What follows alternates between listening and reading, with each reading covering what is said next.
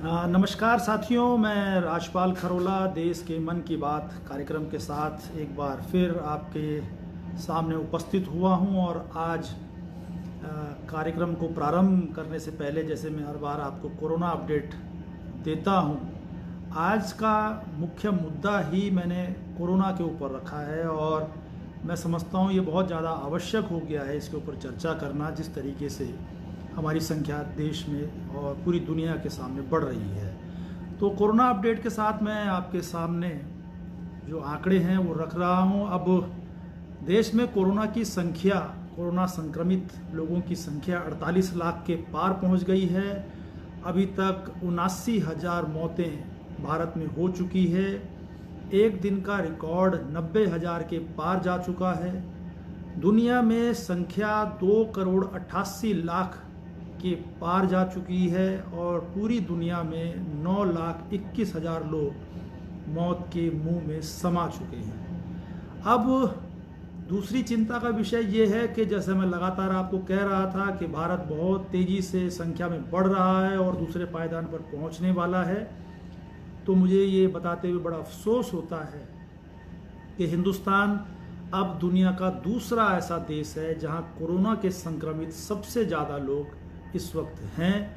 और हमारे देश में ये संख्या 48 लाख के पार पहुंच चुकी है। पहले नंबर पर अमेरिका है और हम अमेरिका से कुछ ही कदमों की दूरी पर हैं।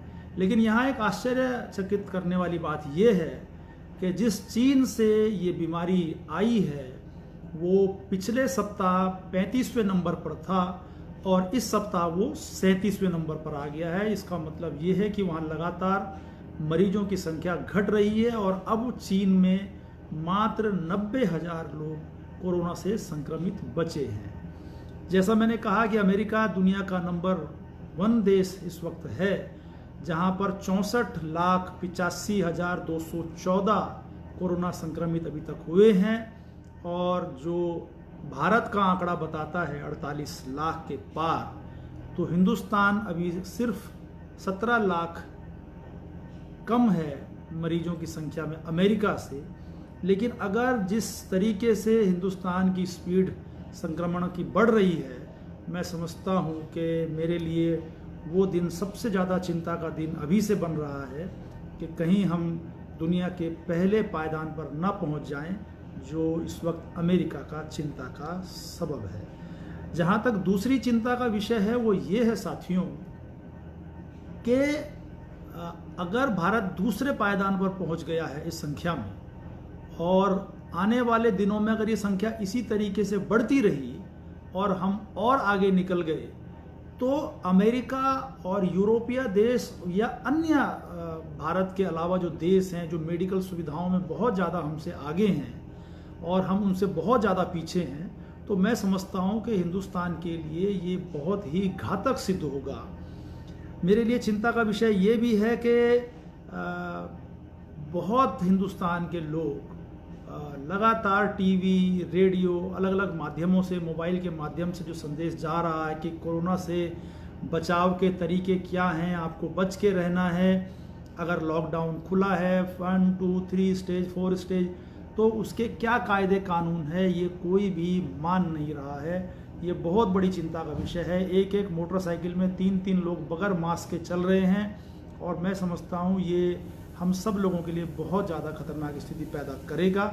जिस तरीके से पिछले एक सप्ताह में ये संख्या बहुत तेज़ी से बढ़ी है, मैं ऋषिकेश जहाँ रहता हूँ, कल ही मैंने जो आंकड़ा निकाला है वो उत्तराखंड में 1500-1600 लोग एक ही दिन में नए संक्रमण के आए हैं, जिसमें से 300-400 लोग ऋषिकेश में संक्रमित हुए हैं। तो ये संख्या बहुत ज़्यादा तेज़ी से बढ़ रही है और मैं समझता हूँ कि मैंने आज का जो मुख्य एजेंडा रखा है वो इसी के ऊपर इसलिए रखा है कि आप लोग थोड़ा सा संभलिए, बात को समझिए कि अगर आपको ये लग रहा है कि सब लोग ठीक हो जा रहे हैं, सब लोग हॉस्पिटल में एक बार जा रहे हैं, ठीक हो जा रहे हैं, तो ये ठीक होने का मामला नहीं है।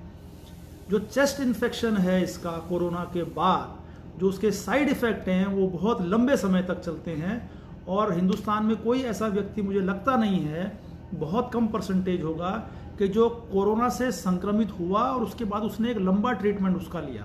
लोगों को लग रहा है कि 14 दिन में, 12 दिन में, 5 दिन में, 7 दिन में ठीक हो जा रहे हैं और बात ख़त्म हो जा रही है। लेकिन ये बात यहाँ पर ख़त्म नहीं हो रही है। इसका जो चेस्ट इन्फेक्शन है ये लॉन्ग टाइम के लिए आपको इन्फेक्टेड कर रहा है। आपका बुखार ज़रूर ख़त्म हो सकता है, आपको दिक्कत परेशानी कम हो सकती है, लेकिन लॉन्ग टर्म के लिए चेस्ट इन्फेक्शन की प्रॉब्लम आपको इसमें आती है, ऐसा विशेषज्ञ बता रहे हैं।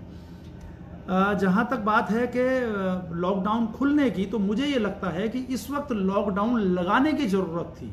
जब हमारे देश में लॉकडाउन लगा उस वक्त इसकी आवश्यकता नहीं थी, लेकिन हमारे देश को जो समय मिला था अन्य देशों के मुकाबले, हमारे देश में बहुत बाद में कोरोना आया, तो अगर हम उनसे थोड़ा सा सीख लेते तो मैं समझता हूँ कि उस वक्त लॉकडाउन उतने ज़्यादा आवश्यकता नहीं थी जितनी लॉकडाउन की आवश्यकता आज है। लेकिन आज जो हमारे व्यापारी लोग हैं वो कह रहे हैं बहुत सारी जगहों पर कि व्यापार पूरी तरीके से खुले, लेकिन मैं 2 दिन से देख रहा हूँ कि देहरादून के व्यापारियों ने कहा, मसूरी के व्यापारियों ने कहा और कुछ जगहों के व्यापारियों ने कहा कि लॉकडाउन फिर से लगना चाहिए, सप्ताह में 2 दिन लगना चाहिए, इसकी अवधि इतने से इतने बजे तक होनी चाहिए। बहुत सारी चीज़ें उन्होंने कही जो मुझे लगता है कि उनका जो मानना है, जो सोचना है, वो निश्चित तौर पर गंभीर है। वो इस समस्या को देख रहे हैं, समझ रहे हैं कि आखिर ऐसा जो हो रहा है वो जिन कारणों से हो रहा है उस कारण को रोकने की आवश्यकता है। जहाँ तक कुछ व्यापार खुलना, कुछ कारोबार खुलना, कुछ बंद रह जाना, ये एक जो कंपटीशन है ये उसका भी एक मुझे लगता है कि चिंता है कि कुछ लोगों के व्यापार चल रहे हैं, कुछ लोगों के प्रभावित हैं, बंद हैं। तो निश्चित तौर पर ये उन लोगों के लिए थोड़ा दुखदाई ज़रूर होगा कि भाई बाकी लोगों के व्यापार चल रहे हैं, कुछ के नहीं चल रहे हैं। ये एक कंपटीशन होता है कि भाई अगर सबके बंद है तो सबके ही बंद है, लेकिन अगर कुछ के चल रहे हैं, कुछ के बंद है, तो वो एक चिंता का विषय होता है। लेकिन जो लोग ये कह रहे हैं कि ठीक हो जा रहे हैं, कोई बड़ी बात नहीं है, कोई समस्या नहीं है, तो अब तक हिंदुस्तान में 80,000 लोग मौत के मुहाने में जा चुके हैं। और अगर 80,000 लोग मौत के मुहाने में जा चुके हैं तो आपको ये समझना चाहिए कि 80,000 लोग, हर एक परिवार का अगर एक व्यक्ति गया होगा और उस परिवार में 5 लोगों की संख्या होगी, तो अमूमन भारत में होती है परिवारों में, तो 4 लाख परिवारों के जो वर्किंग हैंड थे, जो कमाने वाले हाथ थे, वो अब उनके पास नहीं है। ये बहुत बड़ी चिंता का विषय है और मैं समझता हूँ कि ये चिंता उसी को हो सकती है जिसके परिवार का कोई व्यक्ति गया होगा। जिन लोगों को लग रहा है कि हम जा रहे हैं, ठीक होकर के आ जा रहे हैं, तो ये उनकी किस्मत है कि वो ठीक होकर के आ गए। लेकिन अगर जिसकी किस्मत ठीक नहीं है, वो ठीक होकर के नहीं आ पा रहा है, तो उसके परिवार को कौन पालेगा? आखिर देश के 4 लाख, जो मैंने आंकड़े अभी आपको बताए 80,000 लोगों के हिसाब से, ये तो एक आंकड़ा है जो हमको मिल रहा है वो है।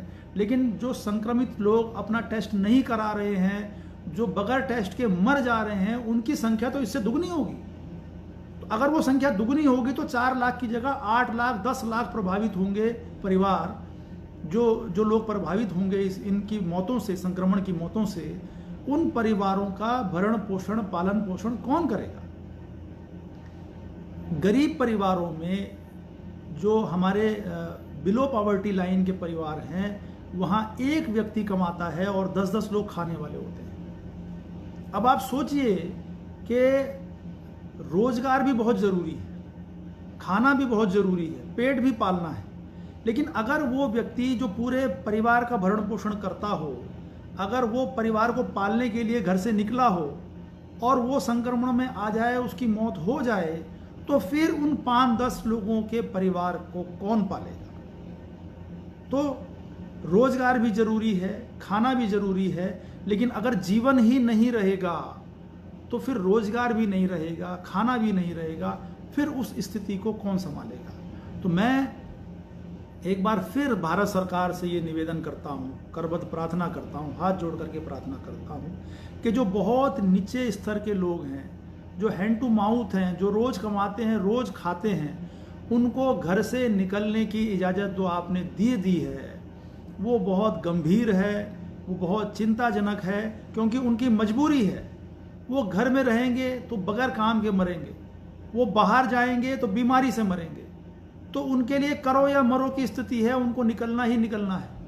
और जब सरकार ने कह दिया निकल जाओ, तो फिर वो निकल पड़े हैं। लेकिन अब उनको कौन संभालेगा, उनके परिवारों को कौन संभालेगा? जो 80,000 मौतें हिंदुस्तान में हो गई है, उनके परिवारों का भरण पोषण कौन करेगा? उनके परिवारों का, उनके बच्चे जो अनाथ हो गए, उनके बच्चों को कौन पालेगा? उनको कौन संभालेगा? उनको बाप का साया कैसे मिलेगा?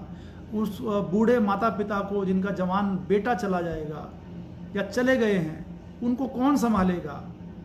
ये एक बहुत गंभीर प्रश्न है साथियों, और मैं समझता हूँ कि आप सब लोगों को इसमें कुछ क्रांतिकारी बात करनी चाहिए कि अगर लॉकडाउन बढ़ाना पड़े, लेकिन लॉकडाउन बढ़ाने के लिए भारत सरकार को ये पैरवी करनी पड़ेगी, ये जिम्मेदारी लेनी पड़ेगी कि गरीब तबके के लोगों को भोजन की व्यवस्था कैसे मिल पाए, और उनको रोजगार ना दे सकें तो उनको कोई कैश इन हैंड उनके अकाउंट में चला जाए जो उनके परिवारों को 1-2 महीने पाल सके। क्योंकि जिस तरीके से, जिस स्पीड से भारत आगे बढ़ रहा है संख्या में, मैं आपको यकीन दिलाता हूँ, मैं आपको लगातार 2-3 सप्ताह से कह रहा था कि हम दूसरे पायदान पर पहुंचने वाले हैं, हम दूसरे पायदान से आगे निकल गए। और अगर हम पहले पायदान से आगे निकल गए तो हिंदुस्तान को कोई नहीं संभाल पाएगा, कोई इस देश को नहीं संभाल पाएगा, क्योंकि हर देश अपने देश को संभाल रहा है इस वक्त कोई किसी की मदद करने को तैयार नहीं। दुनिया के 150 से ज़्यादा देश प्रभावित हैं, और हिंदुस्तान उन 150 देशों की संख्या में नंबर 2 पर पहुंच गया है। संख्या भी हमारे यहाँ जनसंख्या सबसे ज़्यादा है। उन अमेरिका, चाइना, रशिया से क्षेत्रफल, ऑस्ट्रेलिया से क्षेत्रफल हमारा बहुत कम है, और संख्या बहुत डेंस है, बहुत नज़दीक, बहुत कम क्षेत्र में लोग रहते हैं, बहुत ज़्यादा संख्या है हमारी। तो ये बड़ा चिंता का विषय है।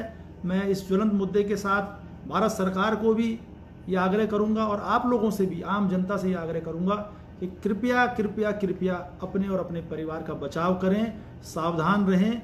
संक्रमण किसको कब हो जाएगा ये गारंटी नहीं है, लेकिन सावधान रहना हम सब लोगों की जिम्मेदारी है, अपने प्रति भी, अपने सामने वाले के प्रति भी। तो मैं एक बार पुनः आप सब लोगों से निवेदन कर करके आज्ञा लेता हूँ। बहुत बहुत धन्यवाद। जय हिंद, जय भारत, जय उत्तराखंड। नमस्कार।